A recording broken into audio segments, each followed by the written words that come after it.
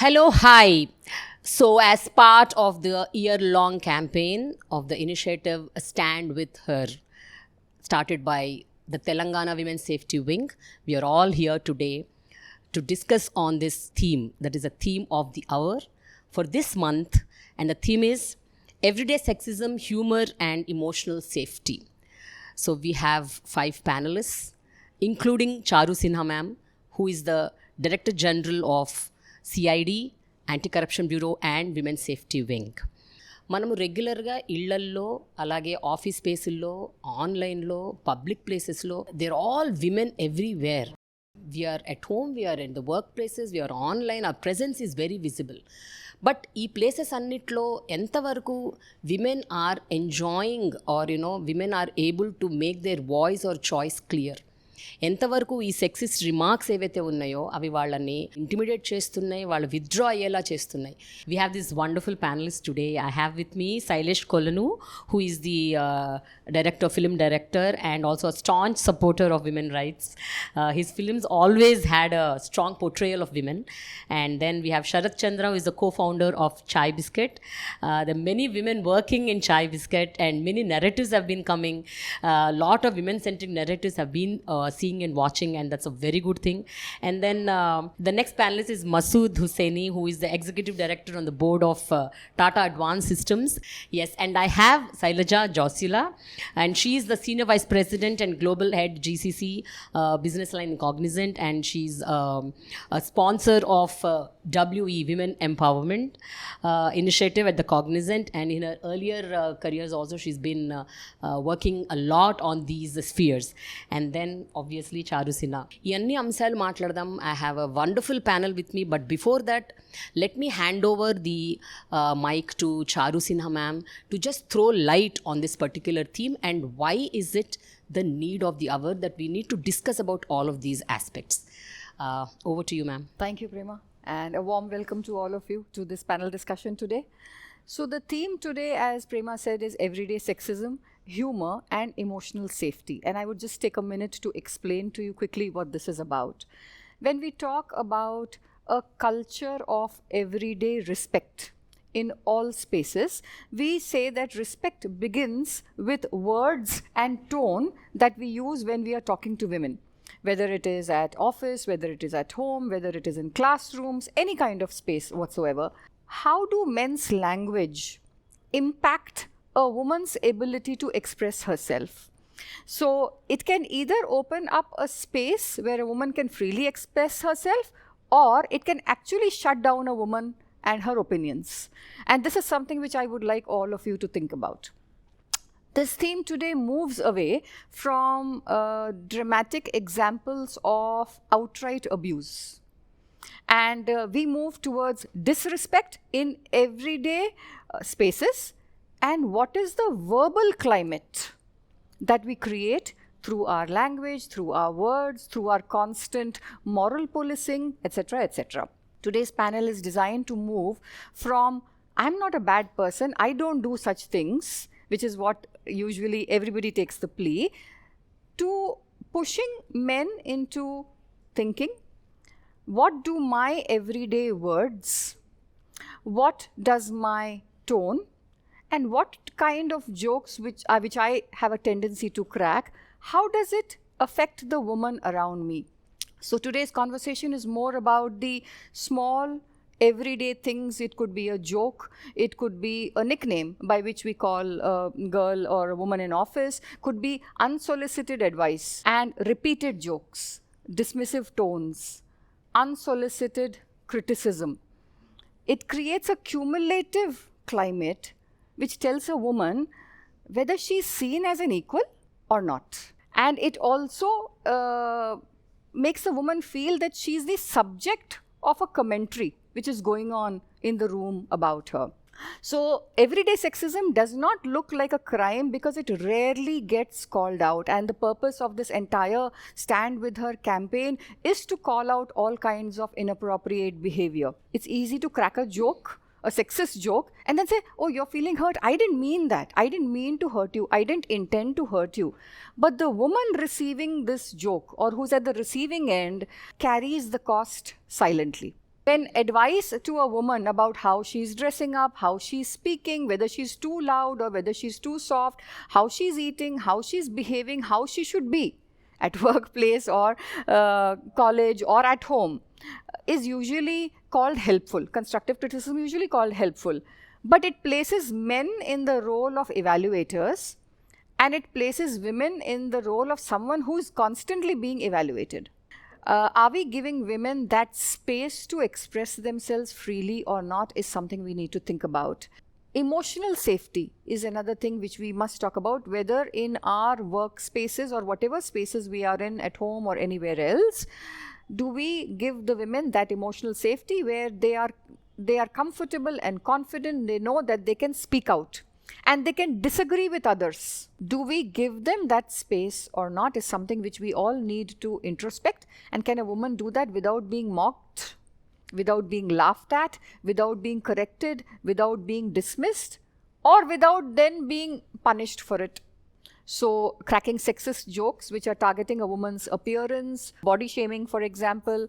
So, whatever choices which a woman makes, for example, then her levels of intelligence, her emotions, they don't become neutral in these spaces anymore, because there's always an attempt to control her through humor.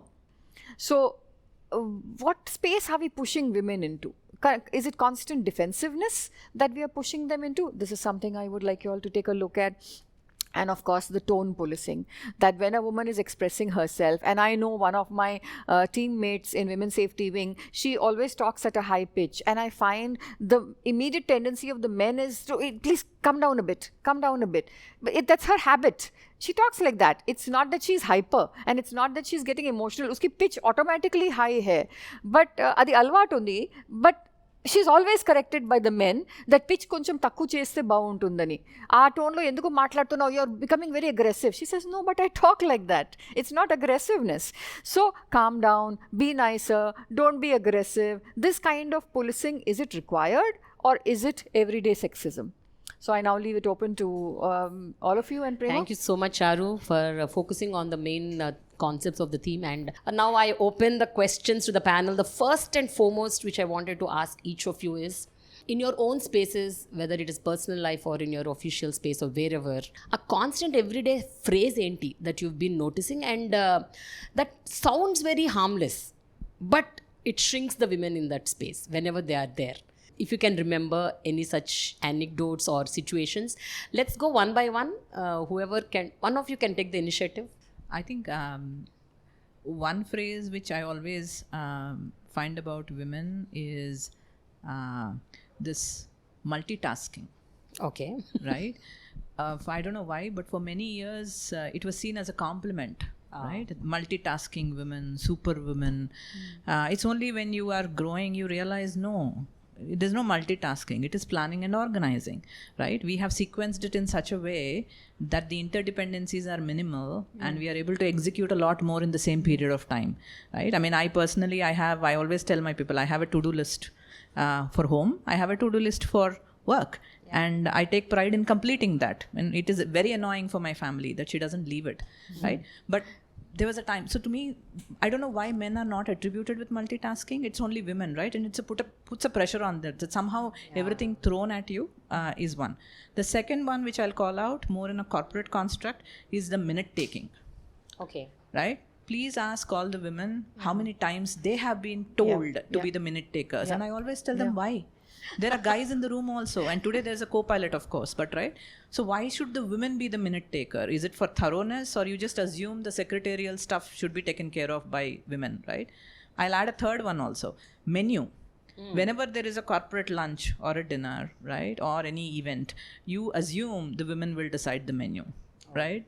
I mean, I for one, I don't enjoy cooking. I have huge respect for women and men who cook. I love food, right? So there's a respect, but just don't assume that food is an area of interest for me just because I'm a woman. So I think some of these are stuff I think you hear throughout. Wonderful. Wonderful. Okay, I think we should hear from Sharath. As I sit here over the last few minutes, I realize that there's so many things we don't realize, but when Charu ma'am was speaking and talking about all these things, I was just reminiscing. I'm like, yeah, lots of these things happen. I mean, as a company at Chai Biscuit, of course, it's all a young company. I actually don't see any discrimination. It's just a bunch of people for us. But I have to mention that when we work with outside people, when we work with clients, vendors, or other people, and when I clearly, like, if I'm on a video call with somebody, especially slightly older people, and there's me or there's a couple of guys and there's a couple of girls, all the time I notice that when the girl is saying, even if that's a good point, they'll just ignore it. They can't acknowledge it. And if the same thing is repeated by another guy, they acknowledge it. So there's a lot of, to an extent where sometimes I also go to the extent of thinking, this is probably a very important point. Should I or some other guy actually say it? Because only then it has a weight. So I think from a work point of view, I have come to understand that women are actually much better in a lot of departments than men in dealing with things. But unfortunately, like ma'am was also mentioning, there's just this psychological block that, women can't do this. If it's an outside work, okay, women probably can't do it. I in a lot of cases actually see that it's the reverse. For most things that I think women actually deal with people in a much better way than men do because of the emotional, understanding that they have. It's very, very, very essential that we create awareness about this simple humor, those little jokes that people make. There is a lot of casual sexism and humor that happens and all of us notice it, but it's very unfortunate that we stopped noticing it or we stopped acknowledging it and we just took it for granted. I think silence on the part of women is also, that's something that's very concerning. I feel there has to be more and more awareness around understanding the room when there's a lot of women and understanding their side of the story, because this is not this one incident. It's probably in the context of years of this happening to them, right? So I think it's very essential and important that we acknowledge what's happening. And I feel in this discussion we should also come up with some ways of how to handle it, because a lot of times, even if I feel something, even as a guy, I don't know how to put it out. So how do you call it out? I don't know how to call it out, because suddenly I'm like, I will also become that person where like, why are you doing that? And suddenly it just becomes about why you're supporting that girl so specifically, right? It's also becoming a space where if a man is coming out and standing up for a woman, people and society is like, why is this guy just supporting her so much? What's happening, right? So I feel there's this whole environment about men and women being equal, but men are more equal than women, which I feel we need to really figure out some ways and some clauses to kind of figure out how people can communicate it, how men can call it out, because there's a lot of, including Sailesh, there's a lot of people who want to stand up for women, but I'm one of them, but I personally don't know how to do it. I don't know how to show the concern. I don't know if it'll feel like I'm over involving, or if it's not my space. No, thank you. I think most of the men have this dilemma, right? What about you, Masood? What about you? Very early on in a family, choices are made. Roles are defined very early on about what different members of the family can do. In a lot of places, it's an easy thing to blame the father. But several times, the women in the family also propagate that same thinking, and maybe even more aggressively, I'd say, in some instances, particularly in what I have seen in some of the families. If you look at any school, actually, the best students are always the girls. Let's say the second grade till the 10th, the girls are the best students. When you look at how many of them actually end up either going for engineering or medicine, suddenly it's very male. It's not that they're not capable of going there, but choices are made. And I think if you, the starting point for me is that families also make choices about what is the size of the family based on whether there's a son or not. So I have only one daughter. So several times I get asked, why do you have only one daughter? The implication, they kind of say, but the implication is, how can you stop at one? And that to a girl. But these are the kind of mindsets that you originally kind of start with. So by definition, so there's an automatic filter that gets put very early about the role that women end up playing in society. Several times, even resources that are to be spent on education are prioritized. The boy may be a dud, but he's a boy. The girl may be intelligent, but the boy will get priority of funding for education. I would say that choice actually is the starting point for women actually not to come forward. Right up front, I mean, particularly when you're quite young, to be told that, listen, you can't study further, even though you're good. Nobody tells you that we're doing it because you're a girl. They'll find other ways. So in a form, you're actually pressing down the confidence right at that level. I think the Indian society is patriarchal. There's no denying that. But I think somewhere the women also play a little bit of role in making, I think they, in their own way, I don't know what, it's some kind of conditioning, but they do Support patriarchy. Yeah, absolutely. I think they support it. And because they also never knew anything better. I mean, they also were tuned like that. And it's a stereotypical opinion that's been generated over years and ages that, this is how it is. No, so I'll actually, however, I will say this, that the corporate world is probably a little more sensitive about this than a lot of other places. No, I heard that there's one department that you're handling which has entirely women force. No, I'll come to that. So I'll just build on that. So again, in the corporate world, one of the great advantages is that we are ruthlessly capitalistic. You're only looking at performance at the end of it. And if there is, if you create the right kind of culture and you're able to say merit comes out clearly and you put the right norms and you create the right framework so that people are able to show what they're capable of, it shouldn't matter what gender you're from. The other thing that we have tried to do in our company, at least, one is of course what you mentioned on the shop floor, which I will come to. But more importantly is, so just to give you a little context, we build aircrafts. So in aircrafts, there is zero tolerance for any quality error. Now, that zero tolerance for quality error cannot come if you don't speak up. So as a culture, overall, we need to promote people to speak up and say, listen, this is wrong. There's an error, this is wrong. Okay. Now, if you have a female employee who's not speaking up, it's a problem for us. Okay. Good. Okay. And our system will catch it. Because the error will come out and say, why didn't you speak up? And whichever supervisor kind of told her not to speak up is in big trouble after that. So structurally, we have created the mechanism where speaking up is welcomed. Great. The other thing that we have done in terms of roles, and this we've tried to do quite often, but again, we've run into some challenges which link up to my earlier point, is that we have not differentiated between men and women for hard leadership roles. Okay, so again, even in the corporate world, there are certain easy choices that are made. Aap HR dekh lo, CSR dekh lo, why don't you look at admin? Okay, maybe you can do some back-end engineering. But the real running the shop floor, hardcore operations, people say no. But we've said no. It's capability. That's amazing. So Charu knows one of our leaders, Sridevi, who's running our entire manufacturing operation in Bangalore, building some of the most high precision parts.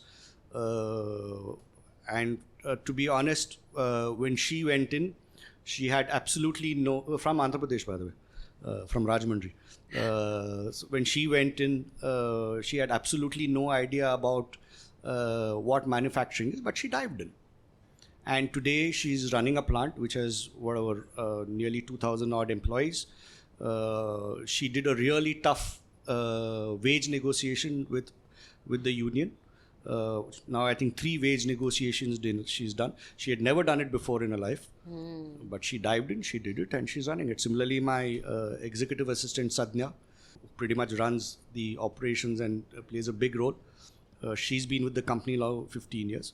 Overall, I think the key is, as a leader, what behaviors are you promoting overall? If you're promoting an environment which incentivizes the truth more than anything else, these issues become much more difficult to hide. Do we have Masoods everywhere? That's the question. That's a big we'll point start here. with one.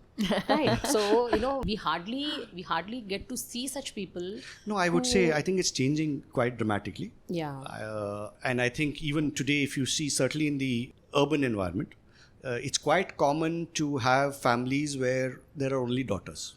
I at least know of many such people. So the change is happening.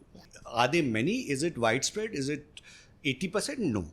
But is it a starting point? Yes. I just have one point here. Yeah, I think yeah. because you said are there more Masoods? I think it's important to have more Masoods in homes than in offices, because Yes. I think as a founder, as somebody who's been running a company, we have little over 100 employees now. So over the last 12-14 years, I would have worked with hundreds of people. I think the most casual sexism and all these things that Charu ma'am you've mentioned happen at home. Half the time with women employees, who obviously we treat everybody like friends in our office culture, but it's about I can at least 50 or 100 times I've sat with them trying to undo what their parents have been telling them. They'll be 25, they'll be 27, working amazingly well. Like I actually tell them things like, hey, in 5 years you'll probably like lead this company, I mean, or any other company for that matter. But so obviously it's every single time it's their parents. It's always get married. I feel one campaign needs to be done to tell parents to just chill down a little bit, because I think that's a big factor. Because see, I think as women also, right, you can fight the whole world if you have support at home. The core problem starts at home, where they're saying, why you doing a job?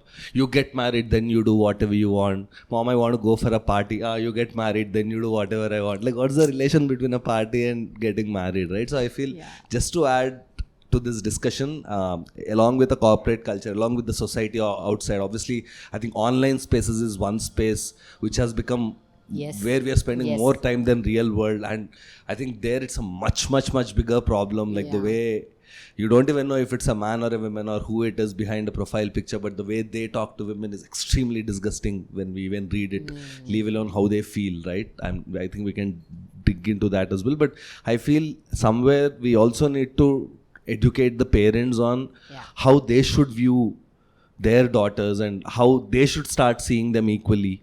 Mothers for that matter, fathers. And then I think if it starts from there, the whole society changes is what I feel. See, I think, I'll just add a few things, right? We often look at women, we definitely talk about physical safety. I think there's a whole dialogue on physical safety for women, right? What we are also talking here is what I call psychological safety.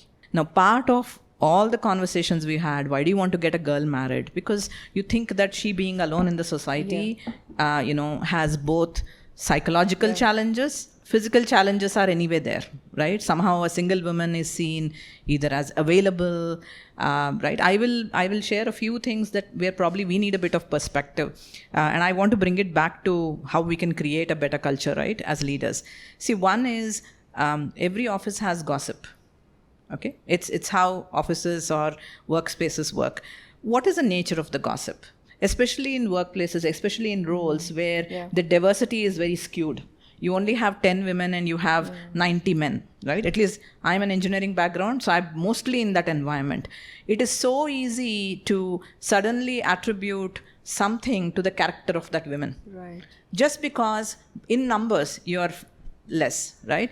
Second thing is I call tokenization, right? In any occasion, anything that happens, you want women because you want to show DNI, right? So it's tokenization that, hey, you need to be present because then we will come across, right? There are comments which are made, not so much, I've heard other women tell me, oh, there is a big visit, can you come in a sari? Why? She'll come in whatever she's comfortable in, right? And these are the microaggressions that I'm talking about. I think societal piece, it's a big change. I don't disagree, right? But I think coming back to probably the premise of this discussion, I would look at these as microaggressions that if you can provide an environment where women feel psychologically safe, I can be myself, right? It may be today I'm comfortable in salwar kameez, tomorrow I'm comfortable in a suit. But that should not be how I'm assessed. I should be viewed for who I am, what I bring to work, not on my appearance, skin color, right? I mean, there are like a myriad views on women's makeup, right? Is too much good, too less good? Well, whatever she is comfortable with. And I'm sure I can probably look at both of you and say probably we are in that age group where we dress up for ourselves. Exactly. Right? This morning when I get up, I'm like, okay, how do I want to feel about myself? Is what drives how I dress. I'm sure that's not the case for girls in 20s. Right. In that age, 16s and 20s, you're looking for external validation. You're looking for peer pressure. And, the social media has not helped that at all. right? It's a very falsified external validation that comes from social media. So to me, how can we give this confidence? How can you create that kind of an environment where you are treated more for what you bring Yes. professionally, Yes. irrespective of what you wear or how you look. And the last point, and this is again very specific from an Indian context, we are obsessed with skin color. Yeah. Right? True. That's another whole conversation. Just as, we're obsessed with skin color. I mean, somebody fair, somebody not so fair, somebody who's dusky. I mean, let's face it, as a population, we are a dusky population. Right? So I don't know why we want to suddenly change that overnight. I mean, we need to stop all that. It doesn't matter somebody hair is up, hair is down, hair colored, hair uncolored. Right? Salwar kameez, suit, sari, whatever they're comfortable with. How you look, thin, athletic. You are into yoga, you're not into yoga. Those are personal choices, right? I think to me, if we can start respecting the personal choices, right? Instead of trying to kind of stereotype them into, hey, you need to look like this. I think that is to me the first starting step before anything else. I think societal reform is, in my view, a long way. Yeah, hopefully we as parents can bring that out, but I think it's a much bigger challenge. I just really loved the fact that she spoke about psychological safety. Yeah. Because I think that when you sent me, when Charu ma'am sent me the document about what this is going to be about, that's the most interesting part that I thought was, we are not talking about into the face crimes today. We are talking about something that happens every day. In all probability, I also might have been a part of it at some point in life without knowing it, but I know I have evolved into somebody over the last few years. That's because I've been around too many strong women who have shaped me into who I am today, which includes my wife, my mom, my friends, all of these people. So, but I know for a fact that there could have been a point where I also would have facilitated it by just keeping quiet. I don't know. I came here with an intention of sharing my interpretation of it is, and a hope that I learn something from you guys today. I can tell you that very interesting thing is, I worked in Sydney for 10 years as an associate lecturer, and I worked in a university, and in Australia, women force is more than the men force, like in workplaces, especially in education and academia and all. So I worked in a place where I was the only male lecturer working in a department that was filled with women. And suddenly the senses changed. Suddenly I was being conscious about small things that were being told. And and then that opened a huge bank of knowledge for me, like, right, these are the small things that might make a difference to someone, especially because the numbers skew on one side, and then you suddenly start becoming sensitive about smaller things that are being told. That's probably the place where I realized how it's important what we speak, because when you are in a room, when a conversation happens, you may not remember the details of the conversation, but you definitely remember the way you felt inside that room. Absolutely. That is what you'll remember even after a few years. You may forget what was said, but you will definitely remember what you felt in that room. And even I come from the film industry now. I'm a filmmaker, and I know for a fact that when you walk into a room, there are some meetings. Sharath might know it. కొన్ని నరేషన్స్కి మనం లోపలికి వెళ్ళినప్పుడు బయటకు వచ్చిన తర్వాత you feel కుమ్మేసానని అనిపిస్తుంది. ఒక్కొక్కసారి బయటకు వచ్చినప్పుడు ఏంటి నేను ఇట్లా ఇది కాదు కదా, నేను ఇంతకంటే బెటర్గా పర్ఫామ్ చేస్తా కదా, ఎందుకు నేను సరిగ్గా ఎక్స్ప్రెస్ చేయలేకపోయానని అనిపిస్తుంది. And it all boils down to the energy in that room, how people wear.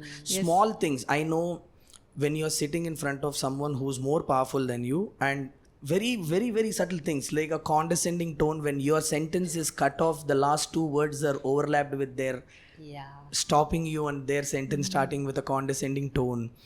There are so many things. Exactly, right? And then simple things like, I know what you're saying, and then they start then, and that's the small condescending tone that makes all the difference about how you can flourish inside that room.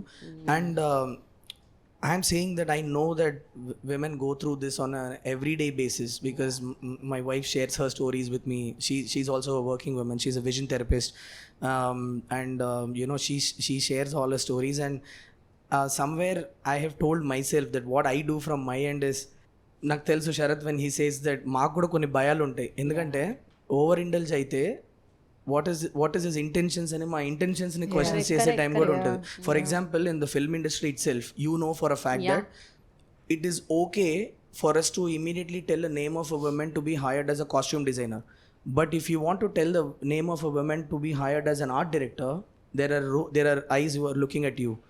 Why this choice? or a DOP. So they are tagged with certain types of work that they can do and they are good at. Good at is something that we put on to kind of justify the the why we are doing it. Costumes అమ్మాయిలు బాగా చేస్తారు, ఆట అంత వెళ్ళి పని చేయాల్సిన పని ఉంటుంది, చేయగలుగుతారంటారా అన్నవన్నీ క్వశ్చన్స్ వస్తాయి. But when you fight for that name, or fear is my intention going to be judged? Why is he supporting Why is he? Yeah. Why? So Why is he promoting? these are the and challenges that we interestingly face. ఇది కూడా ఒక అమ్మాయి start చేస్తారు ఇలాంటివి కూడా కొంచెం టీంలో. వీడెందుకు ఆమెకు అంత సపోర్ట్ చేస్తున్నాడు అసలు అనగానే ఇప్పుడు మనం అబ్బా మనకి ఎందుకు లేరా ఇప్పుడు, సరే అమ్మ నువ్వు ఆ అబ్బాయిని పెట్టుకోరా అయిపోతుంది మనకని అనొకటి start. I know many times that happens where women lose their opportunities also because of the women around who keep on pointing out all of these things. Yeah, I know. Yeah.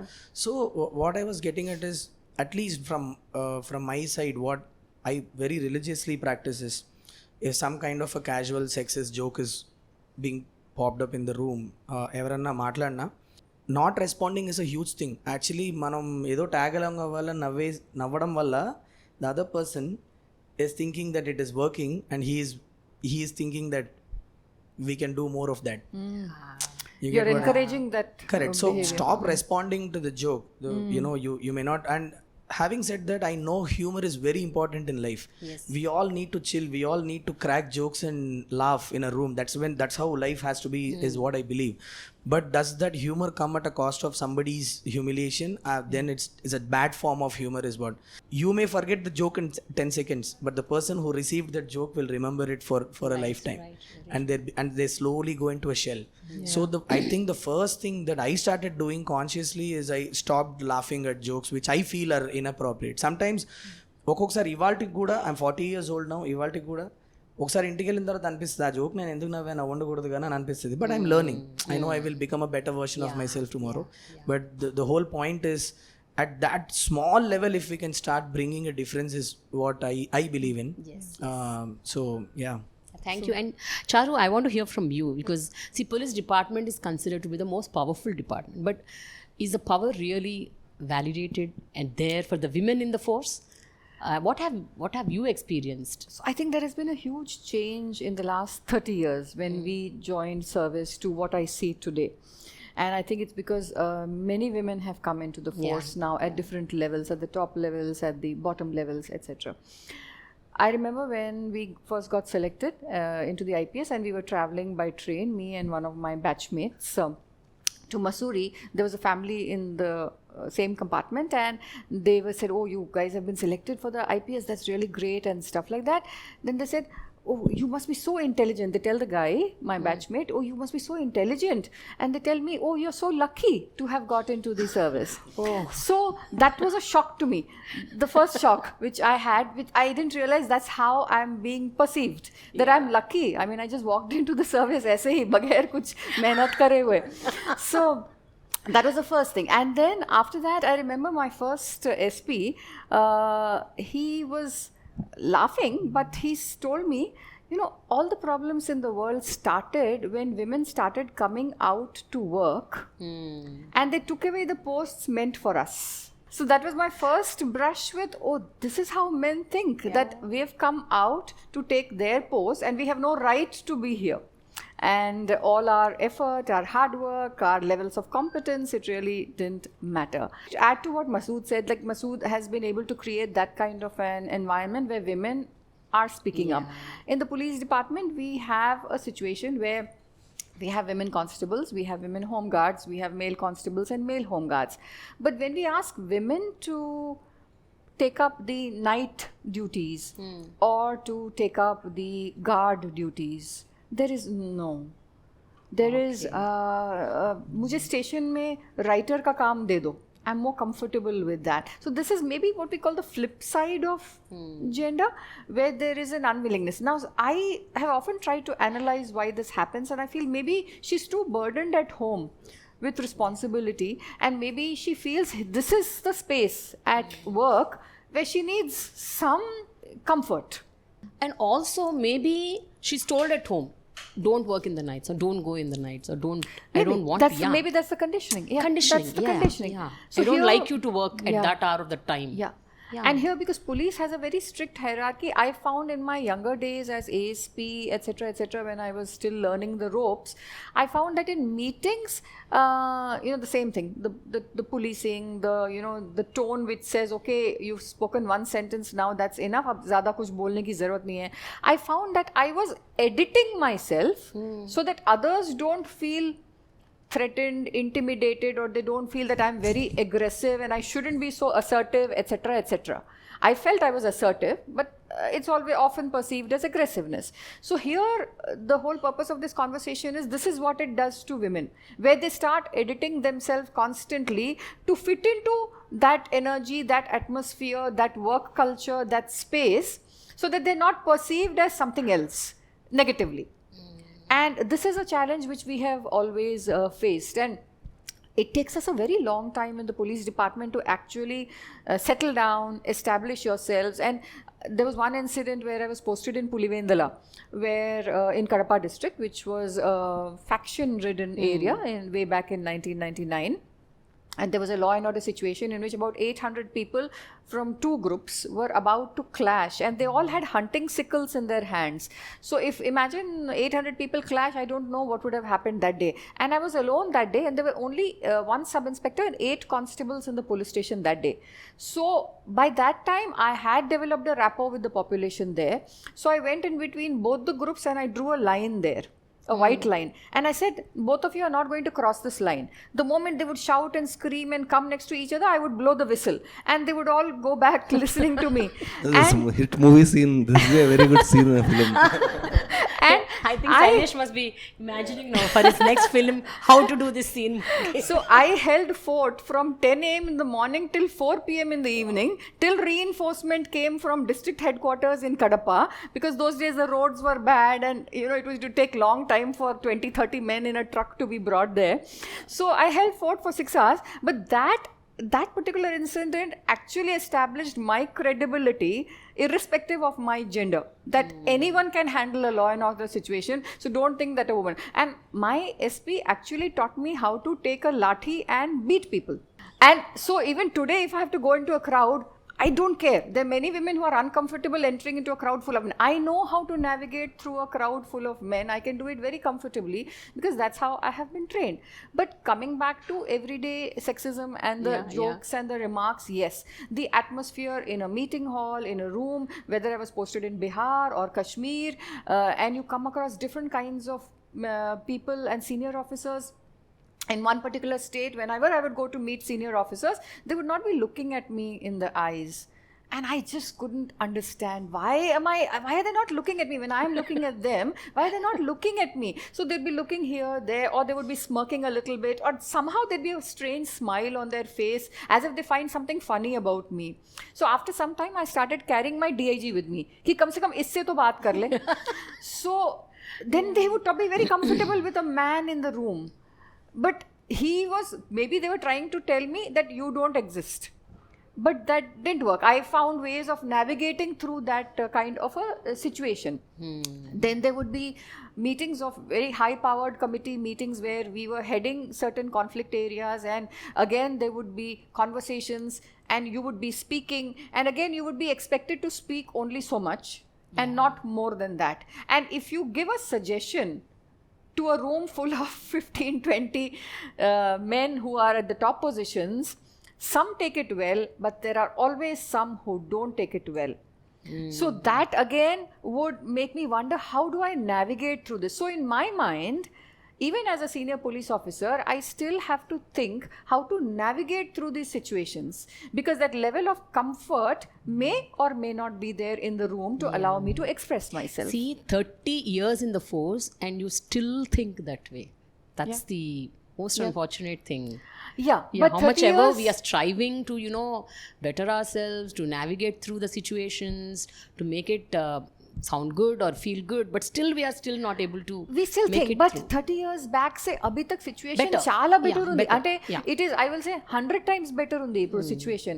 అప్పుడు చాలా తక్కువ మంది ఉండేవాళ్ళు force లో, whether it's constable level or IPS officer. So we would always be the first lady officer in that district, first lady officer in the range. Men are not used to, you know, women officers at all are taking commands from you. And again I remember if there was one particular inspector who was old and very senior and very conservative, and he found it very difficult to take instructions from me. Supposing he goes to work for another male colleague, that colleague will say, oh, I know that guy created a problem for you and there were some problems, but he works very well for me. I never had a problem with him. So my male colleague did not understand why that guy was having problems with me, why he was not able to accept my authority. So our sensitivity appudu ledu, but ippudu undi. Guys do understand, particularly the youngsters, they understand this quite well, and I'm very happy about that. In 30 years, yes, there are times when we still have to navigate, but there's a huge difference. But tell me one thing, ఇప్పుడు మీరందరూ మీ own personal ఎక్స్పీరియన్సెస్తో can you share any of these anecdotes where మీరు encounter అయింది, like it could be a horrible remark but they felt అరే it is just a joke కదా, అంటే I don't mean like that అని అనుకున్న సిచ్యువేషన్స్లో మీరు ఎలా రియాక్ట్ అయ్యారు? How did you react? And also the men here, మీరు అలాంటివి ఎక్స్పీరియన్స్ అయినప్పుడు మీ కలీగ్స్తో కానీ అక్కడ women in your offices when they were experiencing all of that, మీరు అన్నారు we couldn't voice it out, but did you also feel bad inside that you know it shouldn't have happened like that అని, they didn't mean like that అని మీకు అనిపించిందా, లేకపోతే లేదు అట్లా మాట్లాడుకుని ఉండాల్సింది అనిపించిందా? అంటే ఇలాంటివి ఏమైనా మీరు ఎన్కౌంటర్ చేసినవి, if you can share any of those stories. ఏం లేదు, మీనయ్య అంటారు, ప్రింట్ మీన్ ఏం ఉండదు, that's just way of covering up. Definitely అది ఇన్హెరెంట్ వస్తుంది, but No, happened recently only. Just remembers from the last week only. On a flight, the captain starts to speak. Yeah. Female voice. Guy next to me saying, "Vamma ammai pilot anadu." I'm saying, Yeah, the mindset. comes from the mindset of, Yes. you know, that, and he told it to another family member. So I looked at him. What else can we do? That is those are the places where. I'll tell you the facts, by the way. You can educate us You're next in time. aerospace. Yeah. So most men pilots are fighter pilots who like to do what is called a hard landing. So when you land, the landing is terrible, but it's a matter of ego that I got to do a hard landing. So, but the same thing when a woman lands, it's a much smoother landing. Okay, so just notice it the next time. So my wife, who's I a was fighter just gonna pilot's say daughter, says it must be a man, bad landing.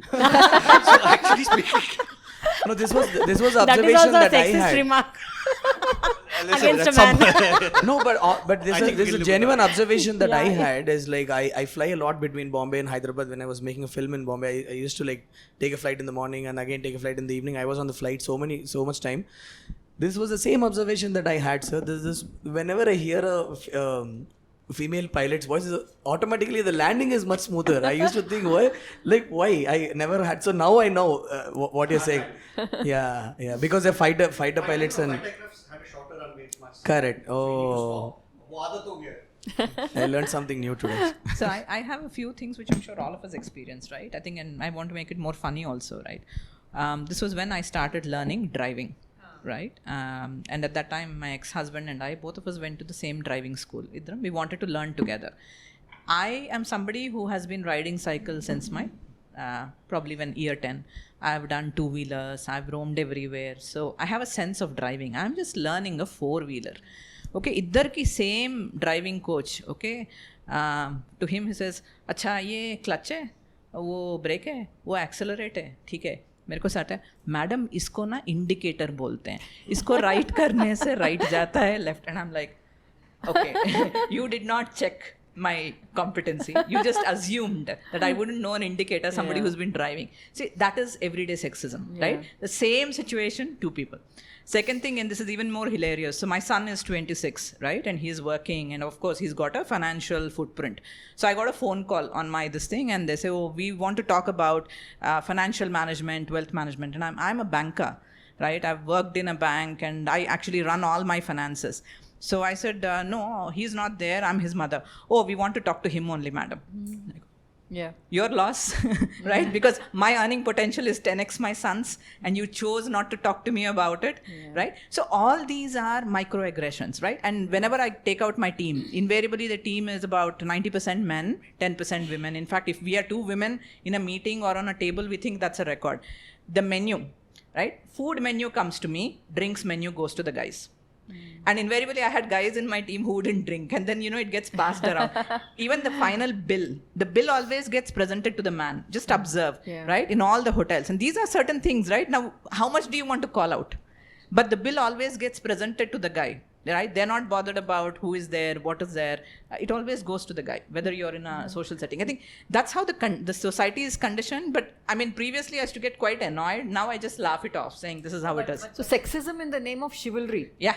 Is very common, and that's a very interesting. No, but I think the opposite of it is because they don't want to be seen as this. The chivalry has died, and we as women, we love chivalry, right? Who is saying lose? Please hold the door for me. Please hold the chair for me, right? Please, I don't want you to lose the chivalry. Ma'am, but that's something that I was going to ask you people, because it is now it's a very tricky situation. It's a very tricky scenario. I was feeling when you were saying that. I've had people Can I offer my seat to you? Would you be offended? Like, I don't know that. I'm still learning how to No. So nicely I'll You tell love you. that. I think there's chivalry and there's politeness. At the end, if you can stand up, you stand up. So you offer the seat to anybody. They may say, no, I don't want it. Then you keep sitting. But on this food thing, because you mentioned it a couple of times, I must tell you, in my company, I'm very clear, I order it. Okay, and I'll tell you why. Because my idol is Jaspal Bhatti. I don't know if you remember, flop show. Yeah. So Jaspal Bhatti, very early on in one of his skits, they were doing a meeting and he said, wo sab chodo, samosa kahan se aa rahe hain? So he said, meeting jaise bhi ho, samosa kache nahi hona chahiye. I strongly live by that premise. So the food is always taken care by. So that is one thing that I do. Second, whenever we go out to eat, my wife always pays. But you're right, the bill will always come to me. So I'll say, no, madam pay kar rahi hai. Whenever you stand up for yourself and you speak it out and say, of course, I know what is an indicator, I've been driving.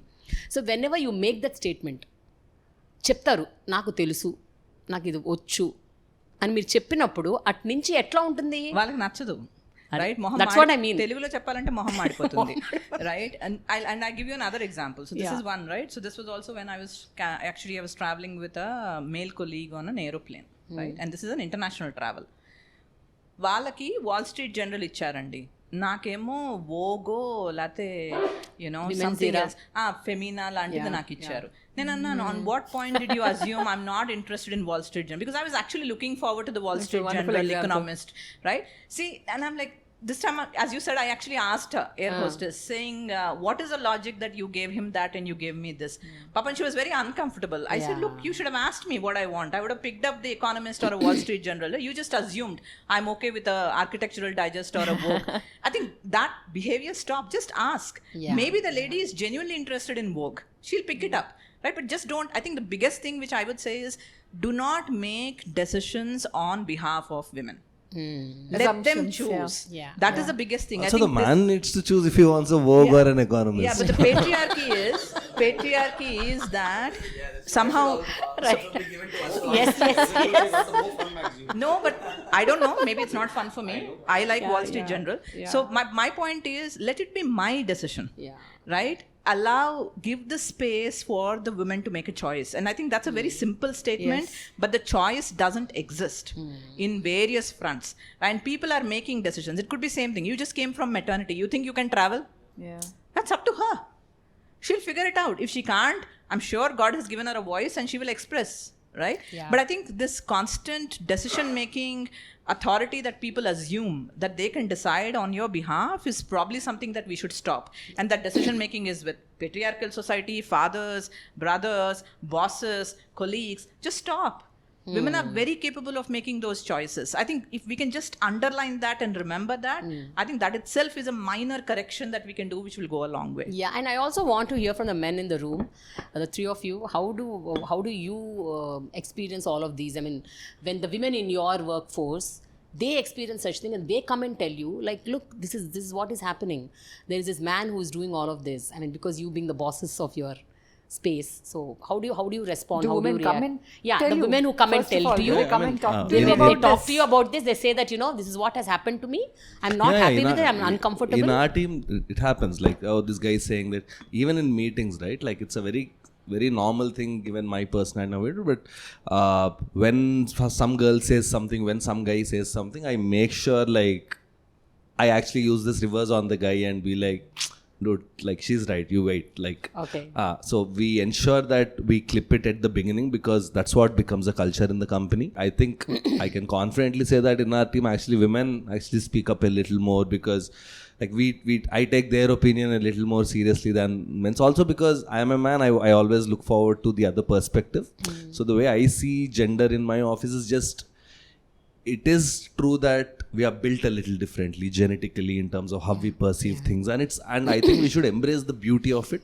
I think there's also a little problem with trying to be exactly equal, and when I say equal, not in terms of level but in terms of what qualities you can bring. I think women bring some wonderfully interesting perspectives into every situation, and I, as somebody running my company, ensure that I always get that opinion and their perspective. If there's anything to be dealt with people, I prefer, like my chief of staff is a girl, I always ask her, is this okay?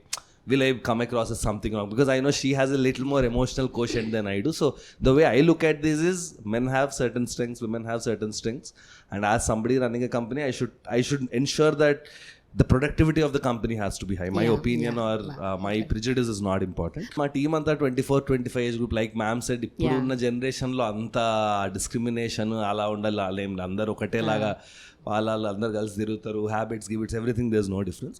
I realize బయట వాళ్ళతో మాట్లాడేటప్పుడు చాలా క్లియర్గా ఉంటుంది. ఎవరైనా అమ్మాయి చెప్తుంటే వాళ్ళ రియాక్షన్ అది కాదు, and then I make sure that I tell them, కాదు చెప్పేది తినండి కదా, ఆమె కరెక్ట్గా చెప్తున్నారు కదా, తినండి కదా అని. అది కూడా ఇందాక మాట్లాడి చాలా సాఫ్ట్గా చెప్పాలి కానీ అసర్టివ్గా you should say that. Or after everything they will ask us ఓకేనా అని. ఐమ్ లైక్, ఆమె చెప్పింది కదా, మళ్ళీ నన్ను ఎందుకు అడుగుతున్నారు మీరు? సో ఈ చిన్న చిన్న మూమెంట్స్ ఉంటాయి తప్ప, అంటే మా చాలా యంగ్ టీమ్ కాబట్టి నేను అంత ఎక్స్పీరియన్స్ చేయలేదు. ఇన్ఫాక్ట్ మా టీంలో కొంచెం విమెనే కొంచెం ఎక్కువ డామినేట్ చేస్తారు చెప్పాలంటే, and we're happy with it. అది కరెక్టే అనిపిస్తుంది. But see, I have a point. Men always dominate. So the moment women dominate, why do you say women dominate? Right? Intlo amma dominate cheyara. Can anybody say that wife is not the boss or mother is not the boss? So work దగ్గర why do we see? I think, and this is probably since we are having this conversation, you know, right? This is a casual. I know. So let's not. I think to me, we should normalize. We should also normalize that women are dominating. Women can be aggressive, right? Women are ambitious, And they need to be in many cases. No, but Yeah. and we need not be apologetic it about is not it for being so. So and also it doesn't have to be called out. It doesn't have to be called out that okay, if she's ambitious, it's great, right? I mean, I do see another trend that we are seeing is with single women. There are quite a few women who are single, right? And that's their choice. Again, see, choice. Up to them, right? There are lots of comments on that. I've faced that all my life, having made the choice of being single. And either you're laughed at, you're mocked at, or you're told that you're going to regret it later and things like that. It's huge for single No, women. even there are other comments. What will you do with all this money? Right? Why do you have to earn so much? What will you do with all this money? There was another single lady who actually told me, they said, you know, you can stay back and finish this. Anyway, you have no family. What will you do going home early? Yes, and you know, very interestingly for single women, like if I find that if there is a particular situation, if I have a married batchmate, she's not going to get calls at 4 a.m. in the morning, but I will get called for a silly reason at 4 a.m. in the morning because they feel they can take that liberty with you. No, they're assuming. See, again, they're making a choice. That you're free. There's no life. There's no right? life. She's not married, no liability, no life. Right? That's again an assumption. Yes. It's the same thing with single women. It's the same thing with women who don't want kids. Yes. That's another big topic, right? Look, or divorcee. Divorcee, yes. example. I mean, I must admit, I think having gone through one myself, the stigma which was there probably 10-15 years ago is a lot less now. Yes. There was huge stigma in the past. Now it is a lot less. But yes, that's also like, you know, eyebrows go up because then the conversation, social conversation ends. Because the next question is, what does your husband do? I'm saying ex-husband. Then like it becomes very awkward. What do I ask her then? Right? So you don't want to get to know me. You have no other small talk. So a lot of these things are prevalent, right? Which we can address. So everywhere Sometimes is in my movies, actually, I make my protagonist behave a little insensitive to women, and later on correct him, just to give that feel of, like, for example, in Hit 1, you'll see the character Vikram is sitting in exactly the same thing. He's investigating a woman, and she says that, you know, I'm a divorcee, sir, and I meet my ex-husband once in a week to see the kid and all. And in the subsequent line of questioning, he mentions, you go to meet your husband, right? And she says, ex-husband, sir. And he says, yeah, that only. Okay, so we intentionally we try to put these very subtle things later on, somewhere redeeming that character. Even in Hit 3, Arjun Sarkar character, when there is a character called Varsha, who's probably reflective of whatever we are talking here, like casual sexism happens at the workplace every time, and in one instance she questions the character, why did you ask that? Is it because I'm a woman? And he says, yeah, can we go on, right? And then once everything is over, at the end of the conversation, and he gives her a genuine compliment and says that it's not because you're a woman or a man, I genuinely liked what you did. Yes. So stuff like that, we try there's to... a redemption. It's a small redemption that we give. We feel when you flaw the character and redeem it, I think the message goes a long way. Interesting Is way what of handling this. Coming back to what you asked, like, do women come and open up and talk to you at your workplace? I feel I've noticed this, that the women that I am working with, most of them are desensitized to this. I don't know what all must they must have faced in their lives, that now I see them almost desensitized to certain things, that I see that it's blatantly wrong, something is happening. And when I try to open a conversation with them, they're saying, it's okay, it happens every day with us. It's like, I don't know where it is heading, like, you know. And for a woman to come and open up to you, and this is what I realized, that they come and open up to you and talk about things only if they feel that you are sensitive enough to understand that You make an effort to address it. So and what I do from my end is, like, I work with my assistant directors and associate directors who are like, we are a bunch of boys, like, you know, like all of them are young boys, like, you know, 21, 22, 23. I kind of, like, whatever I have learned in 40 years of my life, like, there are some etiquettes that you can follow, like, where do you look at when you're talking to women, and always keep your mouth shut until the other person is done talking. You have a lid on your eyes and mouth, you don't have a lid on your ears for a reason. You know, keep listening, like, be a good listener, let them finish the whole thing and wait for you to talk, and then you can talk. And don't offer help when it is not needed. Mind your business. You know, there are, like, you know, gym, for example, if you go to a gym, you want to teach form, you want to teach a woman who's working out in front and she's minding her own job, she never asked you for help, you want to tell her that is a bad form, and you have to correct it. Why? I know. There is a trainer who's hired for that, he'll take care of it. You are working on your body, please mind your work. If she really needs that help, and if she feels safe enough to ask you, you know, the energy that you gave after you came into the gym, if she feels safe enough to really ask you for that help, if the trainer is busy, she will ask you, and you can help them. These are some casual things that keep happening every day. The participation of women in the shop floor on manufacturing is actually quite low. It's a little more nowadays with the electronics industry. But on core manufacturing, if you go to some of the aerospace or the automotive industries, the work still demands a fair amount of physical labor. Okay, I mean, it requires a certain amount of strength that you still need to do, and there you will find very, very low participation of women. As a matter of fact, it comes down to even simple things like in the recruitment. When you look at recruiting from the ITIs, you will find a lot of girls in the ITI for the electrical trade, but you'll not find them in the fitter trade. Okay, so when you actually, so that itself is one choice, so to speak, to say, listen, you can work in a sanitized factory, but you can't necessarily work on the shop floor. When we started our manufacturing, whatever, 15, 16 years back, we said that we wanted to do this company differently in many, many ways, including how we approach pretty much everything. And I think we were also quite keen that we have many more women coming onto the shop floor. Now, there are 2-3 reasons for it. The reality is the status of women in India is bad. I think that's a given. The status of girls in rural India is even worse.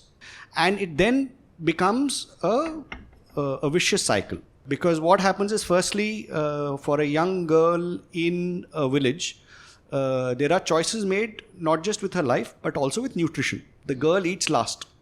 So the father eats, son eats, then whatever little is left, the girl lifts. So they obviously, nutritionally, they're not in the best place. Second, left to life as is, very likely they'll get married at an early age. They will then have an early pregnancy because they're not nutritionally adequate. The pregnancy will usually cause even more harm to them. And as time goes along, unfortunately, again, I'm making this a little worse than it is. Very likely the husband will turn into an alcoholic. Very likely they may end up deserting. What then happens is that the young children are pretty much brought up by the mother, who then face also a lot of stigma. So if you just see, there's a whole issue that happens because women are not entirely treated well in the rural scenario. We had done a lot of studies also with not just India, but also if you see in the United States with how communities of certain minority groups are impacted by single mothers and crime and drugs and all of those things. So what we said was it's important that we try and break the cycle. And the one great way that you can break the cycle is if you're able to get young girls to start working. Now, one of the problems, of course, was that, as I said, the ITIs are not there. So we then said, we will not take ITIs. We will take girls who are 10th pass. So we said, fine, we'll go. And we also went to some of the poorest parts of India. Chhattisgarh, Odisha, rural Telangana, all of those, got young girls there. Our objective was quite simple. And we realized that it's a 1 degree tilt early can make a huge change later on. So if done well, let's say you get a young girl from a rural area, you give her a job. One is her sense of self goes up dramatically. She's self-sufficient. Her position in her family goes up dramatically. Okay, she's suddenly earning probably much more than even her father or her brother certainly. Second, working in a Tata company adds to her social prestige quite dramatically. Yes. I mean, overall, if you see anybody who works in a good company, overall prestige changes dramatically. She then becomes a role model for other girls. Okay, so many others then kind of follow her. Because she's working, if she chooses to get married, A, she'll get married a little later. 2, she will get hopefully a slightly more educated groom. In turn, the children will be better educated. So what we saw is that giving a job to a girl from a rural background whose choices in life are limited can have a dramatic impact on society.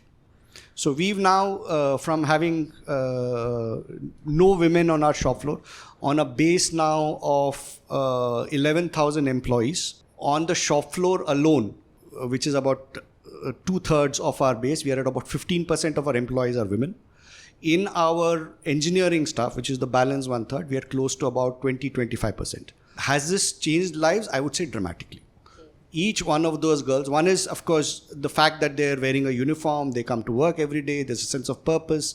The work that they do, they're doing work which is comparable, if not better than the best in the world. What it means for us is on the shop floor, of course, it's a challenge. There is an issue of physical strength. So when the girls first come, they are not able to do a lot of the work.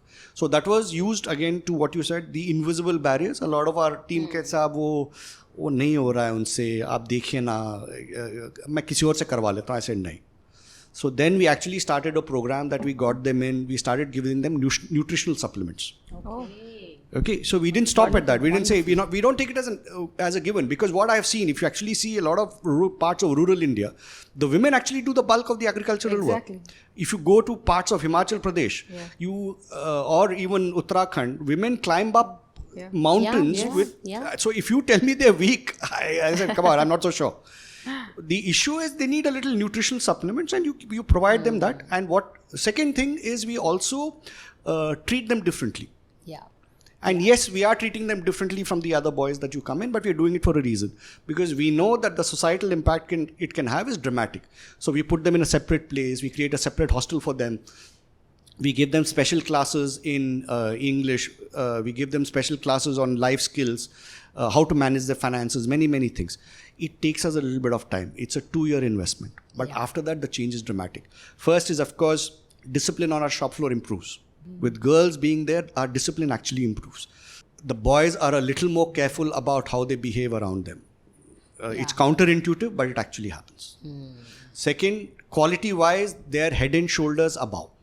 Third, there are certain tasks which in the aerospace industry which we need. We are zero defect. And zero defect means even it's beyond 6 sigma. So even and our tolerances are less than the breadth of a human hair. A lot of things we can't see, but the girls are able to pick up. The attention to detail is fabulous. To your question about feedback, now I don't want to say that it's perfect. See, at the end, we are whatever changes we might have wanted to do, we are a microcosm of the society at large. They still operate with the burdens of the years that they have had. Do they completely speak up? I would like to say yes, but I know it's no. Do all the people, all the men on the shop floor treat them with the respect they deserve? I don't think so. It's a work in progress. It's something that we have to work upon. Is there casual sexism? Probably. What do we do when we find out? We are brutal about it. And I think to Zero tolerance. It's zero tolerance. And I think that we are very, very clear about. To your question about do women come up? Certainly, the women that are there in the offices, they're very, very open and forthright because that's a culture that we have built. That you can come and say it. And it's not just for women. Overall, I think we have been very, very particular that no kind of offensive remarks will be tolerated. Whether it's racial, gender, communal, caste, body, it's a non-negotiable. Okay. Has it happened? Of course it's happened. I've had senior colleagues who have made these usual my wife wears the pants kind of jokes, and women have not liked it. And one of my own executive assistant came and said, listen, on this whatever the company WhatsApp group, somebody put it on and said, listen, I felt uncomfortable. So I called up this guy and said, listen, don't do it. I know you may think it's funny, but a lot of other people don't see it as funny. So the key at the end, I think, is it perfect? No, it's not. But does it take away from trying to make an effort? No. I think it's really worth making the effort. A lot of the girls have actually moved on. They don't work with us anymore. If you have a chance, you must read Mr. Subroto Bagchi's book, where he's actually made mention of one of the girls who used to work on our shop floor. From just being a mechanic, she has become a quality supervisor now. Many of them have gone on to become leading sections of the plant. So it's gratifying. What Masood is saying, and we can apply it to every sector, that when you have leaders at the top who are aware of the dynamics of gender, patriarchy, sexism, misogyny, and the whole gamut of these terms, when there is awareness at the top, they are the people who can actually bring about the change. But the problem happens when there is no awareness at the top levels, and they are unaware of it, and they don't even want to think of it or discuss it or give space for having conversations around it. When we think about a solution kind of a thing, it's not that everything will happen overnight, but at least every day is a day where we work relentlessly towards our goals. But if you could suggest a solution wherein a woman's voice is there, she's not either heard or she's shunned down or she's snubbed. How do we respect her voice as well as take care that we disagree, but there's a way of telling it? So how do we do that? And we allow her also how do we to allow disagree? her also to disagree Without feeling intimidated, without feeling hurt or bad, but we still hear to what she says.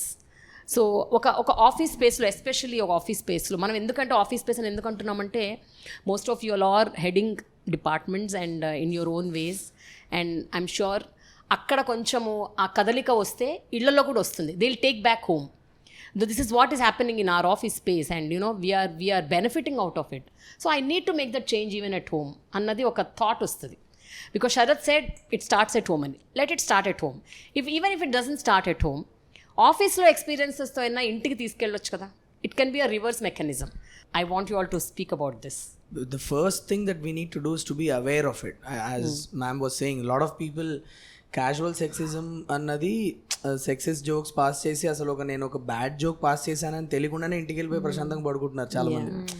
That awareness is only not there, that they don't even know, nobody is telling them or what it is, but the humour that is landing badly, they are not even aware of it, so they continue doing it. I think we should all be aware and very conscious about how we conduct ourselves, in especially in workplaces. And of course the change starts from home. It has to start from a very root level, which is to be sensitive to the other person's feelings. Like, that's at a very human level. It needs to happen. So I don't want to preach, because it never works. But I can tell you how I inculcated the habit of, like, I read a lot of women books. Books were authored by women, and I watch a lot of films that are made by women directors, and I always get very surprised, why didn't I see this perspective? Because women perspectives are something that like you told me that I write very nice women characters. I'm very scared of writing women characters. I'll be very honest with you. I still feel that I don't understand them enough. Probably you are seeing it because I'm sensitive to the fact that they might perceive it. So I'm running it through multiple women before I even decide to include it in my script. I read my whole script to my wife. I read my whole script to a bunch of women who I respect a lot in my life, and I'm always scared, am I putting a male lens on it?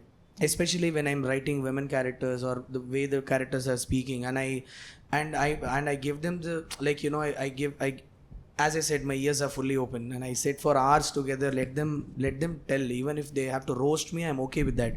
But I just want to make sure that probably you're feeling it. It's because of that. It's not because I understand women fully. Not yet. I'm not even close. Is what I believe. Yeah. That's why I'm still a little scared to write a fully women-centric film, because I'm scared that I'll put a male lens on it. So I think I need to age. I need to mature. There's a lot of time for me. I don't know if I'll even get there. But work is in progress is what I want to say. I think if we all believe that we are all work in progress, I think the change can start from there is what I strongly Wonderful. believe. Shailaja, your point of view? As leaders, I go back to this. Create a space where, if such behavior happens, we are able to call out, right? So if for example, you're talking Prema and somebody cuts, we'll say, let Prema finish. Then, as you said, the biggest thing which I find is a lady makes a point, there's no acknowledgement. Do you agree? Do you disagree? Nothing. It's like, what does that mean? Is the worst that anybody can tell you. Does it mean you agree or you're just brushing me off, right? Say, yeah, great point. Great point is less said to women. Great point is said more to men, right? I mean, that's statistically how it is. So I think one is that, to call out. Second, I find that, the moment you have even a comment, it's usually a comment, not even a joke, which is having some kind of, tenor to it. We just say, hey, listen, I don't think we are comfortable with that example. Can we pick another example? Then I'll give one. I think in a big one, a gentleman started talking and he said, this is like we go shopping. My wife is going from shop to shop and I'm sitting in the mall. And I'm sitting there and thinking, really, this is the example you find in a corporate environment. And I do want to clarify this. There's always this feeling that only women shop. Sorry, you take guys to car shops, bike shops, shoe shops. Guys shop, right? So it's about interest. So let's not generalize it. I think those kind of things, the moment you call out, and as ma'am said, most of them are not aware and they don't mean it. They genuinely don't mean it, but they have never been sensitized to it. Exactly. So when you call out and say, no, I don't think that's an appropriate example, can we pick something else, right? Because I don't associate with that. I don't associate with somebody tell me I take a lot of time shopping. No, I don't. I go and I pick and I come back. So, I just find that offensive. When you say that, they actually say, no, I didn't mean, and they never do it again. So calling out is important. Giving space is important. We always notice this, right? In any meeting, the people who first sit are men, right? The women kind of take the second. We actually tell, can we request all the women to come and sit in the front? Yeah. Right? And when you're in the front, we also want to say, okay, what do you have to say? Right? Give that space, because when people are talking, sometimes the women wait for the space. They wait for a pause to speak. The pause never happens, right? Never comes. Never comes. So then you kind of say, okay, I've heard you. Great. Now, Prema, what do you think? That's a great way to, this is inclusion, right? Yes. I think what he spoke about was equity. There's also this inclusion and the inclusive atmosphere that we have to create. So I think as leaders, we have to notice, we have to call out the behaviors, and we also have to include everybody. So let everybody's voice be heard. I think that's very simple, but it's basic. Yeah. Sharath? 2 points on this. One is that from where we come, right? Media, cinema.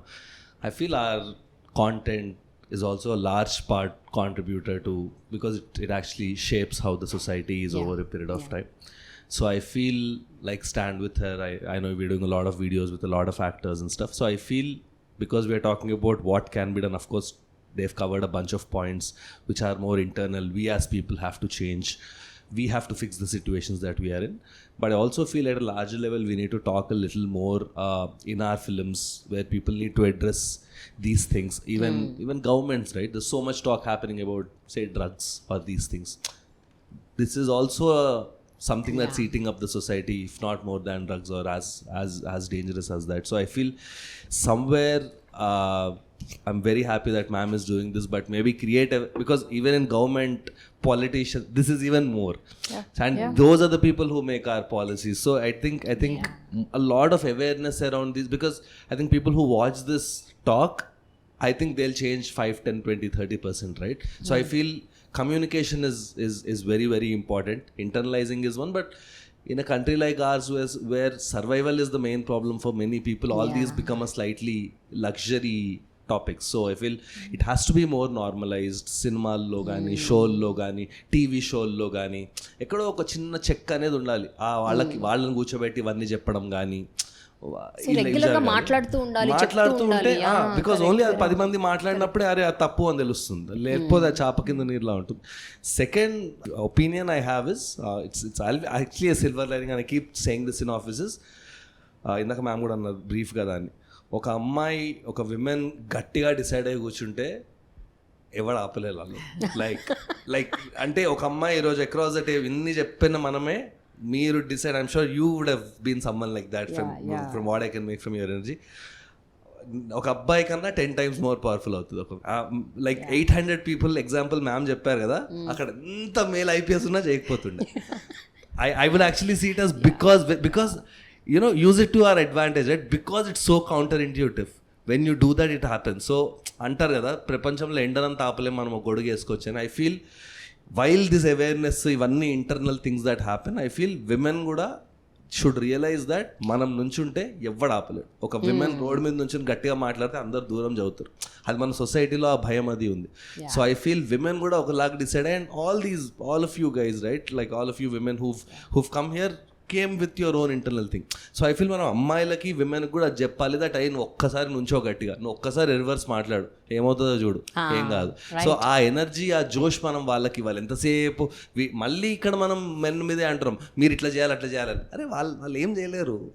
ఒక women గట్టిగా decide అయ్యి ఒక work ప్లేస్లో కానీ, road మీద కానీ, ఇంట్లో కానీ, ఎక్కడన్నా ఒక సొసైటీలో నుంచి నేను ఇది చేస్తా అంటే పేరెంట్స్ని ప్రాబ్లీ ఎదురీలేరేమో, కొంచెం అది డిఫికల్ట్ సిచ్యువేషన్ అవుతుంది. అందుకనే ఇందాక కూడా పేరెంట్స్ మారాలి అని ఒకటి అన్న తప్ప, బయట సొసైటీలో అమ్మాయి గట్టిగా మాట్లాడితే అందరు నేనది చుప్పైపోతాను. Nice point Sarath. నాకు నా ఓన్ ఎక్స్పీరియన్సెస్ ఎన్నో ఉన్నాయి where I know I just put my foot down, I stood up, I said I'm not going to do this, I will do this. కానీ ఎన్ని ఏళ్ళు పట్టింది టు గెట్ దేర్. అంటే it was not easy for me in the initial years of my career to put my foot down, to say no this is not right, this is right. I had to literally digamingi, then you get up and then you voice. So but the good thing, it's a once in a generation thing. Very like true. ఈ ఒక్క generation మారిందంటే కింద నుంచి అంతా sir ఇందాకన్నట్టు cascading effect. ఆ first 15% hire చేసిరంటే shop floor లో it's a cascading effect. So and మనమే చూస్తున్నాం లాస్ట్ 10-15 years లో ఎంత మారిందో. So it's a problem, but I'm very, very confident that with little changes in men, some assertiveness and some confidence, that also దానికి కూడా programmes చేయాలి. నువ్వు నిలబడి ఏమవుతుందో stand with her, stand up for your self అని కూడా ఒకటి చేయాలి. మనం ఎవరు ఆపలేరు అప్పుడు. I keep telling this to Swati also, cut me some slack because I'm learning. I've grown up seeing my mom and dad and what the patriarchal nature that happens at home. It was so normalized, and generation during that time was like that. It was okay for my father to sit down and say our fans which but today it is inappropriate, it is insensitive is what everybody agrees on.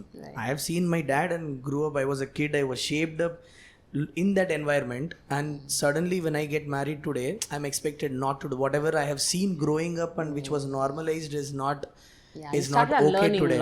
So we have to not just learn, we have to unlearn and then be somebody else. We are like, okay, fine, we're learning. I'm sure my son won't have this problem. Because I'm very sure that his generation probably will have much less of this problem because they would have been conditioned in that way. Because ma'am also says that 30 years back and now situations have become much better. Imagine somebody growing in that environment and then there's the next generation who's growing up in a much better environment. So that's the main intention of this entire campaign, because constant గా regular గా consistent గా ఈ conversations జరగాలి, Exactly. ఈ deliberations అవ్వాలి, అందరి voices బయటికి రావాలి అండ్ విని దాన్ని ఎగ్జిక్యూట్ చేయాలి. So that is the main intention. ఒక చిన్న ఎగ్జాంపుల్ ఏంటంటే in Bihar they was a small NGO which started working in one village. And our village lo the girls and boys, there's total segregation, they just don't talk to each other. So what they did is they put all the girls and the boys who are teenagers in one huge community hall and just left them. First few days nobody would talk to each other, assal maatladkoru. Then dheere thoda bahut, little bit of giggling and little, feeling shy and awkward and uncomfortable. Then they start talking to each other. After 3-4 months the girls will tell the boys, तुम लोग वहाँ उस नुक्कड़ पे खड़े होके हम लोग को छेड़ते हो, हम लोग को अच्छा नहीं लगता. तो they said really, but हम लोग को तो लगा था कि आप लोग को अच्छा लगता है इसलिए हम करते हैं. So suddenly the conversation changed and the eve teasing in that village stopped totally. Why? Only as a result of this conversation. So taking up on this, we introduced gender conversations. I did it in Mehboob district and then later on we carried it out in another force in another conflict area with 28,000 men. Here we had only men talking to men about gender, about how patriarchy affects their lives, not just the lives of the women around them. And we suddenly found that as a result of these conversations, the dynamics between the husband and wife changed first. Because he started understanding her better, he started understanding her point of view better. So after that particular 2-year program that we carried out, thousands of men bought scooties for their wives, making them mobile, and said that okay, now you take care of these household works. They asked the wives to start attending parent teacher meetings, which in that area the wives would not do because they would stay at home and only take care of the kids. Then they started teaching their wives how to use the UPI ID for online purchases, which was impossible. He always had to control the purse before that, but now he started giving her that bandwidth to actually do the purchases.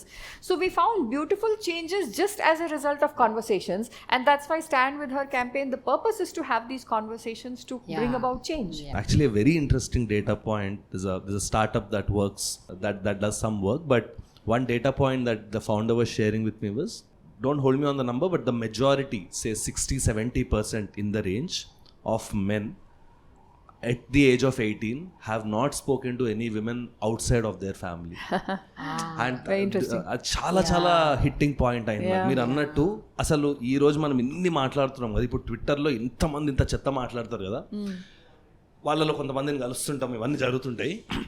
వాడు వాడి లైఫ్లో ఒక అమ్మాయితో మాట్లాడున్నాడు. Exactly. అందుకు ఆడికి అసలు వాళ్ళు ఎట్లా ఫీల్ అవుతారు, ఆడికి మాక్సిమం వాళ్ళ అమ్మ వాళ్ళ ఇంట్లో ఎవరన్నా కొంచెం అక్క చెల్లి ఉంటే కొంచెం బెటర్, కానీ అబ్బాయిలు ఉన్న హౌస్ అయితే అది కూడా లేదు. If like it's dad mom 2 sons 3 sons, వాడికి ఆ సెన్సిటివిటీ కూడా లేదు. 18 years వచ్చేసరికి ఆడ అసలు ఒక అమ్మాయితో కూడా మాట్లాడలేదు. అలాంటి వాడిని మీరు బయట సొసైటీలో ఒక ఆఫీస్లో వేస్తున్నాం, ఒక సినిమా ఇండస్ట్రీలో వేస్తున్నాం, లేకపోతే ఒక పోలీస్ ఫోర్స్లో వేస్తున్నారు, లేకపోతే ఇంకెక్కడో వేస్తున్నారు. వాడికి తెలియదు అసలు. సో ఇప్పుడు కొన్ని యాప్స్ అవి వస్తున్నాయి డబ్బులు గట్ట అమ్మాయిలతో అది మాట్లాడడానికి, వాళ్ళు అక్కడ ఫస్ట్ టైం మాట్లాడుతున్నారంట. ఇది అలాంటి ఒక యాప్ వాడు నాకు చెప్పింది, ఏంద్రా మీ బిజినెస్ అంటే, ఎందుకు చేస్తున్నావు ఈ బిజినెస్, అసలు డబ్బులు ఇచ్చి అమ్మాయిలతో మాట్లాడడం ఏంటి తప్పు కదా అంటే, వాడు చెప్పాడు, అరే బాసు 70% మందికి ఇది ఫస్ట్ టైం, వాళ్ళు అసలు ఫస్ట్ టైం మాట్లాడుతున్నారు. దానిలో చాలా మంది నాకు నెక్స్ట్ ఇయర్ పెళ్లి అంటారు, నేను అమ్మాయితో ఎప్పుడు మాట్లాడలే, అసలు ఎట్లా మాట్లాడాలి అని మాట్లాడుతున్నారు. And the only thing they know is from films. Yeah, exactly. Which is very dangerous. Very true. Because very true. We know working in films that not everything we see in film is actually true, right? Like in fact, most of the things are not true. That's why we make a film, to take them into a different world. In fact, world. this was all a problem all our lives, that our subordinates didn't know how to handle a woman in power, and our seniors also didn't know how to handle a woman in power. I think I'm very happy to see both of them here who are able to talk about the media and films. Right? In fact, the first time I said, sorry, నేను మీ సినిమాలు చూడలేదండి అని చెప్పాను. This is one of the reasons, right? I cannot see the objectification of women in the media.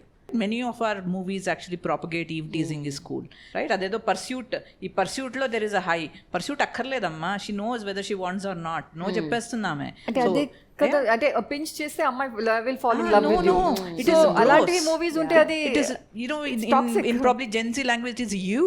Gross. Yeah. Don't do it. Yeah. Right? But that is what it is. So what the films propagate, the objectification, ఈ 70mm screen లోని, the way they are shown. Yes. నేను చూడడం మానేశానండి. తెలుగు భాష చాలా ఇష్టంగానే సినిమాలు చూడలేను. పెద్ద అయిన కొడుకుతో చూడలేను. So I have all these conditions, right? So ఎన్ని సినిమాలు చూడగలను నేను? దెన్ మా మదర్ చక్కగా సీరియల్స్ చాలా చూస్తారు, right? And with all due respect, అందులో వర్క్ చేసే అమ్మాయి అయితే స్లీవ్లెస్ బ్లౌజ్ వేసుకుంటుంది, రైట్? ఇంట్లో ఉన్న వాళ్ళేమో పద్ధతిగా చీర కట్టుకొని, నగలు బోల్డ్ వేసుకొని, ఎవరి ఇంట్లో నగలు వేసుకుంటారో నాకు తెలియదు కానీ వేసేసుకొని దిగేసుకొని కూర్చొని, ఒక్కొక్క ఇంట్లో 5 ఆడవాళ్ళు ఉంటారు, వాళ్ళందరూ they are constantly scheming and manipulating. And I'm thinking which women has that kind of time? Now that has to change. Why do you assume that a woman going to corporate is usually she's the villain? Right? The working lady is the villain. ఆమెకట్లా ఒక పాములా ఒక బొమ్మ పెడతారు, ఒక ఇగో మీ costume designer ఎవరో you are talking dark lipstick. ఎందుకు ఇది? What is this that you are trying to portray? Right? I know, in fact I see that any woman who is working to me is above normal, because she is juggling a home life, she is juggling kids, she is juggling elderly parents, she is juggling corporate life, and she is trying to manage all this in a very, non-disruptive way. So దాన్ని తీసుకొని ఇట్లా portray చేస్తావు. So I think if we have to talk about societal change, then everyone has to change. But commercially what makes value? But I think last point I do want to make, if through this, ma'am, if we can emphasize on financial independence. Yes. Both financial literacy and independence. Even today, working women, this is a real example. వాళ్ళ ఇంటికి వెళ్ళి డబ్బులు ఇచ్చేస్తారు, అత్తగారికి ఇస్తారు లేకపోతే హస్బెండ్కి ఇస్తారు. 80% of the financials are typically managed by the man. There are about 20% women who know financials, who know how to manage. To me, that's a big issue, right? If you can make them financially literate and financially independent, I think we would be able to move the needle a little bit. చాలా safe గా ముందే మీ సినిమాలు నేను చూడలేదని చెప్పారు కాబట్టి నాకు problem లేదు. బట్ మీరు ఏ సినిమాలు చూసారో తెలియదు కానీ, but I can promise you that the Telugu film industry is going in the right direction, because a lot of young filmmakers are coming in and they are very promising, and we are very sensitive to what women feel. There are a bunch of filmmakers. If you want, I can send you a list of those filmmakers. And please do watch films, ma'am. Movies, don't shut the gates on movies, ma'am, because I'll tell you, movies yield a lot of power in making people feel a certain way. The first time I realized the power of movies is when I was a kid. And I still get emotional when I talk about it. I was sitting and watching Sagar Sangamam movie, and Kamal Haasan sir and Jayprada ma'am are there. She's giving an invitation to him and he's checking his own name in that, and he cries, and I cried on that day. And I understood how what kind of emotional impact movies can have. Recently Nani sir and I were sitting and talking. Nobody acknowledges this, but and this is what Nani sir was telling me. In the last 200 years of history, I think movies are probably one of the best inventions, because men feel certain things only relying on movies. As you said, we don't know what a mother goes through. That knowledge comes from oka mother sentiment cinema చూస్తే mother అందులో ఎలా feel అవుతుందో చూసి నేను నేర్చుకుంటున్నాను, నా mother ఇలా feel అవుతారా అని. ఎందుకంటే movies hold that power, ma'am. Please don't shut your gates on that. A bunch of new filmmakers, youngsters have come in, and they are telling stories which are very sensible. Please watch those movies. I believe that in fact, if you can come out and educate the filmmakers as well, sometimes if we can just sit down and have sessions like these. And like coincidentally, tomorrow I'm going to shoot a scene where my hero is meeting the heroine for the first time, and he goes and talks to her. Probably this meeting would impact the way I'm going to treat that scene a little differently. Tonight I might go back and sit down and look at it again and say, oh yeah, maybe I could make it a better, maybe I should make it a more I wouldn't say morally correct, because in movies we don't get to do morally correct stuff all the time. We do have to show certain things that may not fall in place, but we redeem the characters. We ultimately try to tell a good story. That's what we are trying to tell.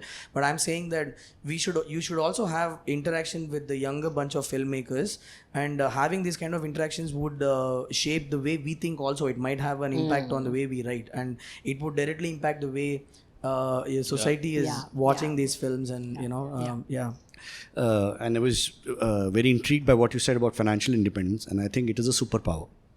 Because if women are financially independent, they can make much better choices. And I have seen many women getting stuck in bad marriages, not able to get out, primarily because they can't. And the husband then weaponizes money to control the woman. So I think as parents, if there's one thing that we can do for our children is to make sure they're financially independent.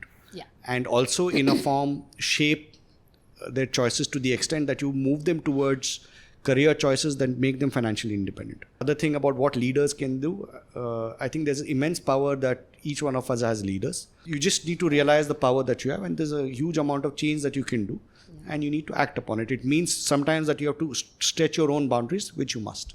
So before we end, I have two rapid fire questions. Two rapid fire. This is the most dreaded part of Prema ma'am's interviews because I do it all.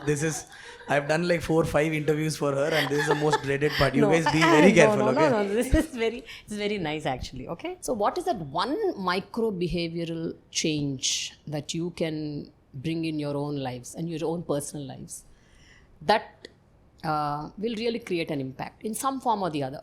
So, Prema, what I would like to do primarily is to call out inappropriate behavior everywhere and not tolerate it anymore. Whether even it's with me, whether it's mansplaining with me or anything with me. Now I've started drawing boundaries more clearly. And I feel that calling out, whether it's sexism, whether it is, some sort of gender, patriarchal double standards, for example. I remember recently I saw one of my batchmates scolding his subordinates for not doing their work. So everybody is very odd. Oh, sir is very angry. But when I scold my subordinates for not doing something, I'm considered emotional.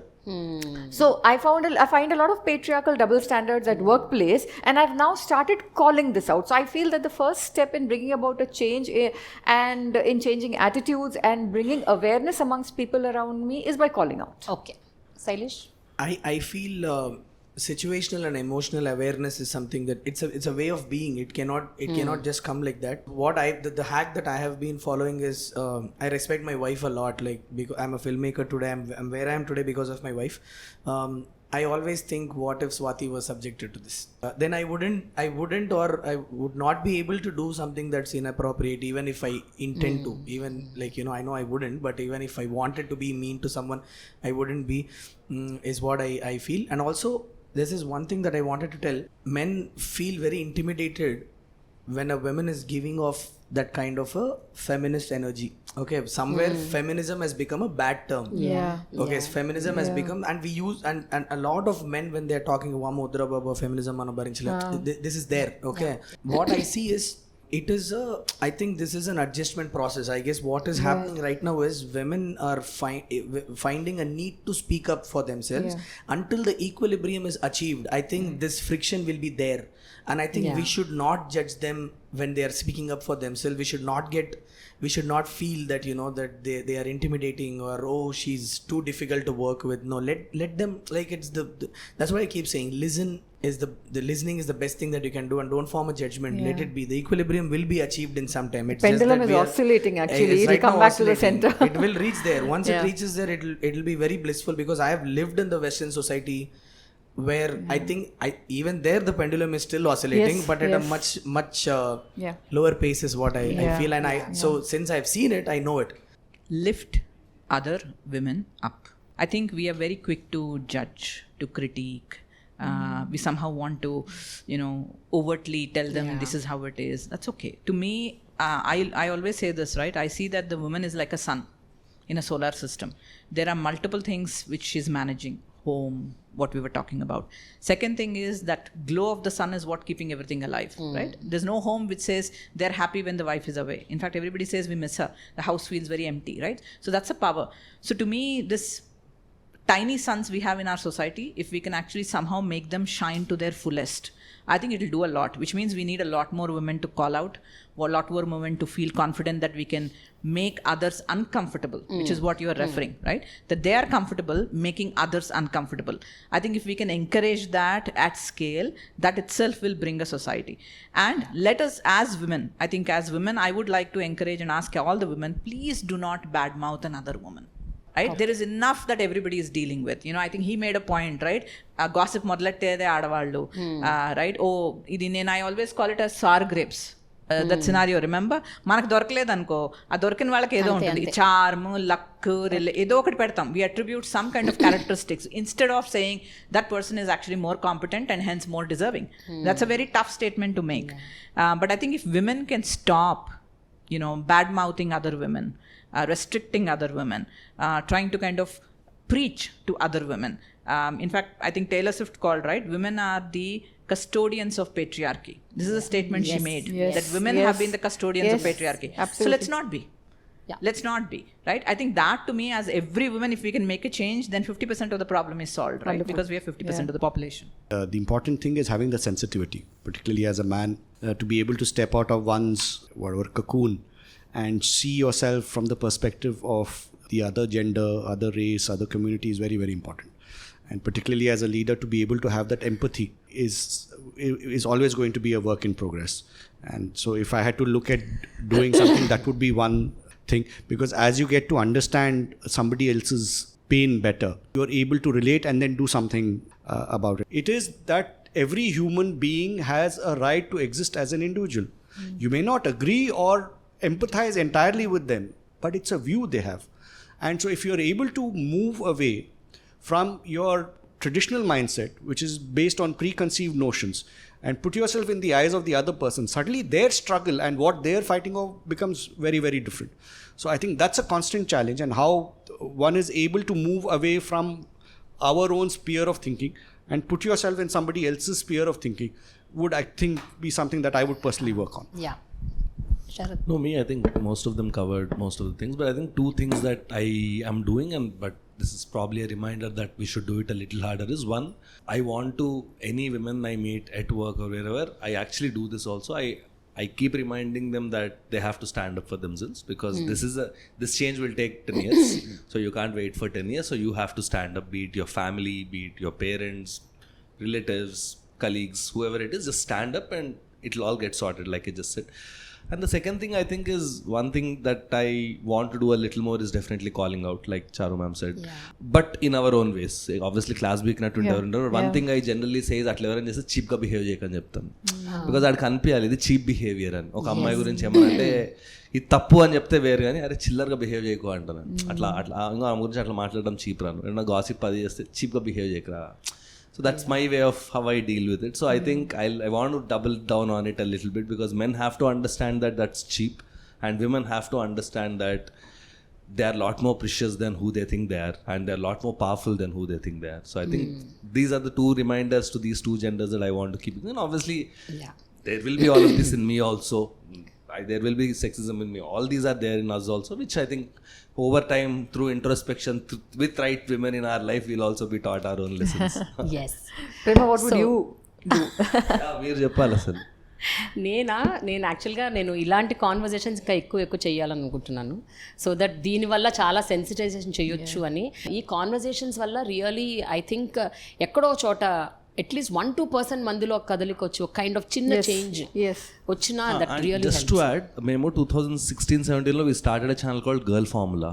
The idea was of the women by the women for the women types concept. దానిలో మేము like periods కావచ్చు, ఇంకోటి జస్ట్ women perspective చెప్పేవాళ్ళు. Just it's not even a big deal, like most of us know it like at the back of our hand. ఎంతమంది ఓహో ఇట్లుంటుందా, ఓహో వాళ్ళు అసలు ఇలా ఉంటారా, బికాస్ ఇందాక నేను చెప్పిన data point 60-70% have never interacted with the women outside of their house. వాడికి అసలు అమ్మాయి అంటే వాళ్ళకి అసలు ఒక ఇమేజ్ ఉంటుంది అంతే, అదొక ఆబ్జెక్టిఫికేషన్ అనండి, మిస్గైడెడ్ ఇమేజ్ అనండి.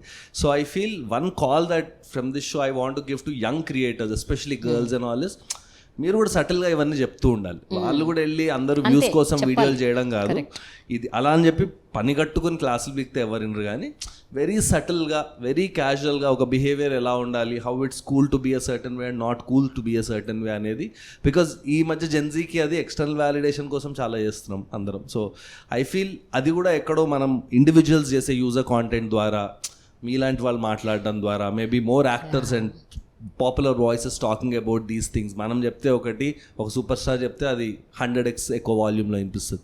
సో ఎక్కడో ఇవన్నీ కన్సిస్టెంట్గా అవుతా ఉంటే మీలాంటి వాళ్ళు ఈ ఎఫర్ట్స్ని ఇంకా స్కేల్ అప్ చేస్తే విని 4 సార్లు వింటే people will change. So the second question is, మీ జీవితాల్లో మీరు when did you stand with one person, ఒక స్టోరీ, ఒక్క anecdote where you stood with someone, అలాగే మీరు కూడా, who is that man who stood with you when you really needed the most? The top of the mind I have is always my father. Okay. Right?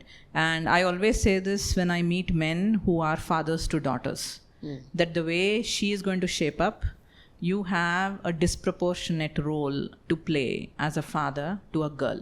He told me never to compromise on my values and principles. Whenever I was in a difficult situation where I felt, I could not continue. Example was my first marriage. Yeah. It's okay because he's seen. He never gave me this adjust అయిపోవాలి, ఏమనుకుంటారు, log ఏమనుకుంటారు, ఆ dialogue ఎక్కడా నాకు రాలేదు. He says, no, I see that, it's not, it's okay, you take the step, I'm with you. Third thing which he told me, I finished my engineering, I got a job. ఆయన చాలా క్లియర్గా చెప్పాడు, చూడమ్మా నేను ఎవరిని నీకోసం job అని అడగను, నేను ఎవరికి డబ్బులు ఇవ్వను, so you got the job, నేను ఇంతకన్నా నేను నిన్ను చదివించలేను, please go get started. Their advice always have been never leave the job. The financial independence, right? And that financial independence has helped me take a lot more decisions, has kind of given a sense of purpose. So I think these are very important. నాకు ఇంట్లో ఎప్పుడు నువ్వు రొట్టెలు చేయడం నేర్చుకోవాలి కదా, రేపు పెళ్ళైతే నీకు ఎట్లా అవుతుంది, ఇట్లాంటి డైలాగ్ నాకు ఎవరు ఇవ్వలేదండి. So I actually had a shock when I went into society, like he said, right, where people say పని రాకపోతే ఎట్లాగా, especially after 20, the whole home discussion for girls becomes marriage. Yeah. Right? Marriageability becomes the point. How marriageable is she? Whether it is how she looks, how she conducts herself, do you know, ఇదేంటి ఇంట్లో robo train చేస్తున్నావా నువ్వు, అంట్లు బాగా తోముతావా, వంట బాగా వండుతావా, బట్టలు బాగా చేస్తావా? No, I think that narrative has to stop. And I think that is where parents have a big role to play. But I think I look back, the confidence, there are many mentors who stood by me. There are many mentors who spoke for me in the room when I was not there, and I'm super grateful. Right, when opportunities were there, and I will say this, it was like, Tanaka, are you sure you can do this? And there was always a man who said, oh damn right, she can do it. In fact, she'll do it better than me.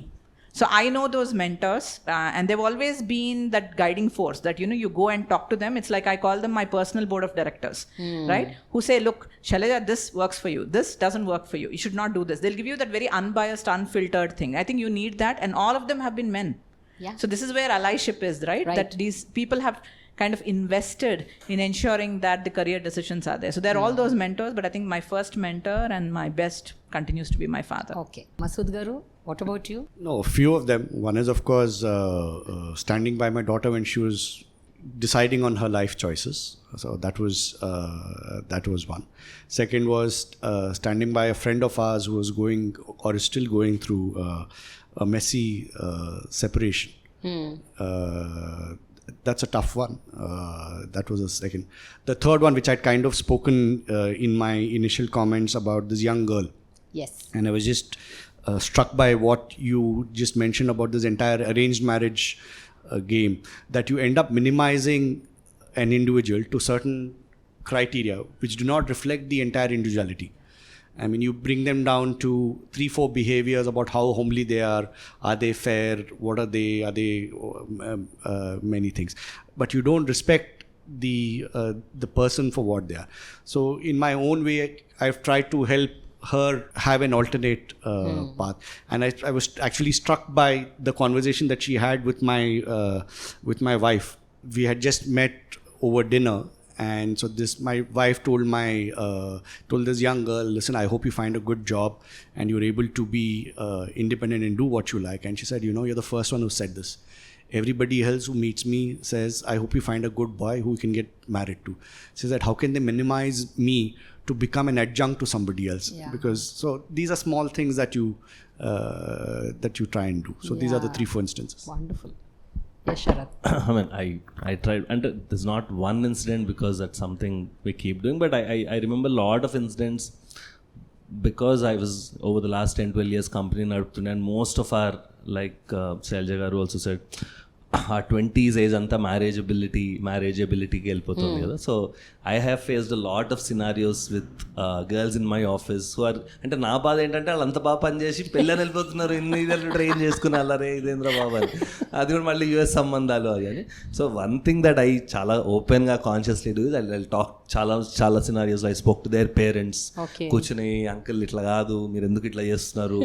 So వాళ్ళు ఎంతవరకు వింటారో నాకు తెలియదు, but I feel one thing that I've always tried to do that I can remember on top of my head is, and memory is that ఎవరు ఏ సిచ్యువేషన్లు ఉన్నా, ఎందుకంటే దానికి ఏదో చిన్న సిల్లీ రీజనే ఉంటుంది, ఆ పర్స్పెక్టివ్ ఇవ్వచ్చా, లేకపోతే consciously telling parents of women in my office saying అరే మీ డాటర్ చాలా వాళ్ళు ఇంత చేసినా ఇంత చెప్పి కొంచెం they should also, because external validation వస్తే వాళ్ళకు కూడా అరే నా కూతురు ఏదో వీళ్ళు ఇంతమంది ఇంత చెప్తున్నారంటే ఏదో ఉందన్న ఫీలింగ్ వస్తుంది. So generally I deal with scenarios like this, just try to kind of, ఎందుకంటే it's a mood. If parents feel my daughter is able, they'll treat her differently. If they feel I'm a came, they'll treat her differently. So one thing I've done many times in my life is tell the parents that your son or daughter, in more cases daughter, she's very good. Yeah. She's actually amazing. Koncham exaggerate just good chepta because I know that will impact her this thing in home. So I think little things like this, major standing ups, I don't know if I've ever done. I would have, I can't remember, but I'm sure. You must have done, maybe you don't remember. Yeah, I just Yes, Sailesh. I think stood with Swati when she decided she didn't want to change her surname Okay. after the marriage, and there was a discussion about it at home, but yeah, the decision was respected, and we kind of, I remember standing with her on that one. So yeah, so she's a Swati Vemula. She didn't want to be Swati Kolan, and I'm okay with that. So yeah, Nice. Interesting, right? You bring it up. See, that's a very important point. We associate ourselves through our identity, and name change is a big part. Name change, address change, and that is what I'm saying. Marriage is a very significant milestone.